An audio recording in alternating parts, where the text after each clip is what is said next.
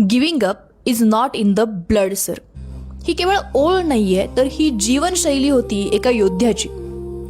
नेपाळच्या एका छोट्याशा खेड्यात जन्माला आलेला माणूस, ब्रिटिश स्पेशल फोर्सचा सैनिक, आणि अवघ्या 6 महिन्यात जगभरातील सर्वोच्च 8,000 मीटर उंचीची 14च्या 14 शिखरं पार करण्याचा विक्रम ज्याच्या नावावरती आहे, तो प्रसिद्ध नेपाळी गिर्यारोहक निर्मल पुरजा.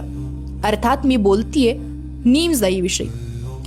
K2ची हिवाळ्यातील पहिली चढाई, तीही देखील विना ऑक्सिजन करून ज्यानं जगभरातल्या लोकांचं लक्ष आपल्याकडे वेधलं, तो नीमजाई.